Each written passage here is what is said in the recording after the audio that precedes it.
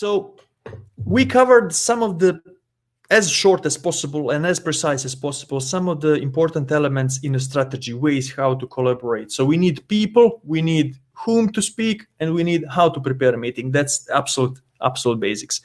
And now we go to planning. Now this is a huge area. Now we will try to cover two very important topics, and that is how to plan work that needs to be done, or how to create a work breakdown structure of explaining what that is. So work that needs to be done, and then how to schedule when this work can be done. Of course, in this topic, in this module, there is a huge amount of topics, but we will cover two, I think, that are the most crucial for anyone who is starting work in this area. So let's first start with the work to be done, or to get your work breakdown structure or backlog, right? So first, the question is, what is a work breakdown structure? That for someone who is not in the area, it really sounds awkward. But if we really choose one thing to be proficient at the beginning of our career, I would really recommend this one. So how to plan your work. So in simple terms, WBS, or work breakdown structure, is the complete work that we need to do in a project or in an initiative that is split into manageable chunks. So when someone gives you a huge amount of work, we cannot do it at once, right? So we need to plan the work, and we need really to split it into manageable chunks of work. And we would be dividing our work to as small parts until the person who is in charge for this work says, I'm fine, I know what to do, let's go forward. So we'll see some examples now, but in general, first thing that we need to know is what is the work that we need to perform inside our project, and how to split that work into smaller, manageable parts of the work. So why this is important? So WBS really serves as our backlog, another word that means everything needs to be done, right? So once when someone asks us what needs to be done in a project and what has been done, this is the document we can pull out and say, here we are. So this is what we need to do, right?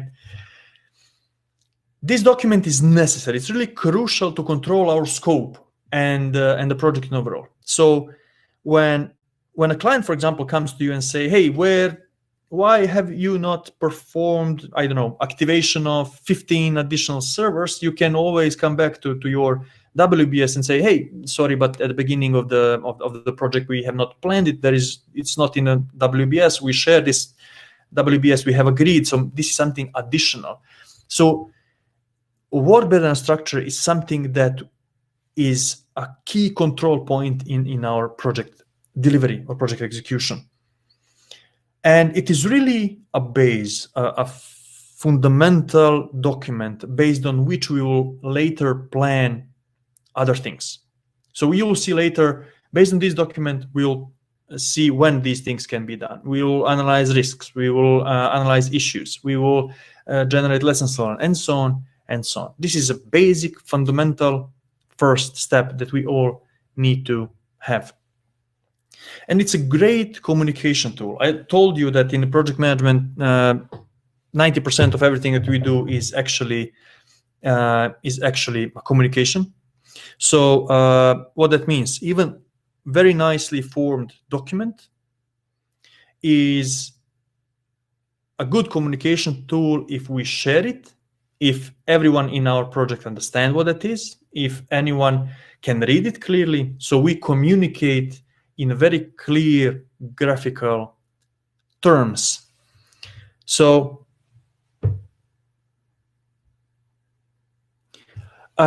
we have one question from Stefan. So we create the WBS and everybody has to agree on this before starting the actual project. That is now very complex topic. What we can when we get a sign off and so on. Let's make it as clear as possible now, but it is wider topic. So when we create a scope of work, generally we should agree on the scope, sign the project, and continue with the work. This is more in so-called water flow methodologies, or actually when we know everything needs to be done. It is almost impossible to do this in areas where some development is necessary. So for example, in research and development and so on, you cannot agree about the clear scope about something that we still don't know how it's done. So WBS can evolve, can change, can move to so-called backlog in a more agile terms. We can move WBS to be more representing, let's say, user stories or functions and so on. So depending on the nature of a project, but generally, if we know what needs to be done in the project, if we have clearly specified scope, then we would agree with our clients and actually sign it off and then move with the project. If there is some development in the scope, that's harder.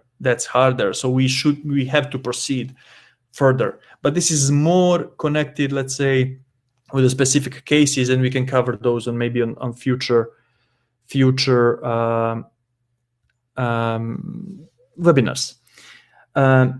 It is a breakdown to the level of actionable items. Exactly. So Vanya is saying that actually this should be a breakdown of the work on actionable items. So, for example, let's see this example that you see on the screen. Let's imagine that you have a project to do. So project work breakdown structure. Let's say this is a project X.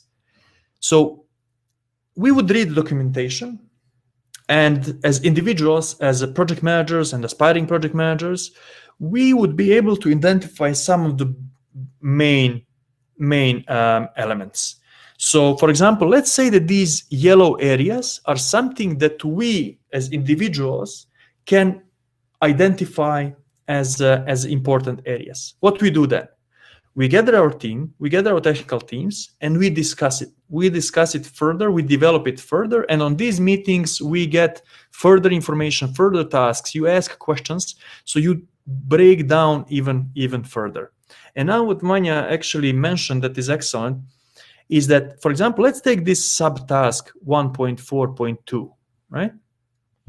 So we would go to this level, or maybe drill even deeper, all the way until the owner of this task, let's say that it's called John, until John that is in charge for 1.4, 1.2 subtask says, I'm fine, I need what to do, I know what to do, I go with this.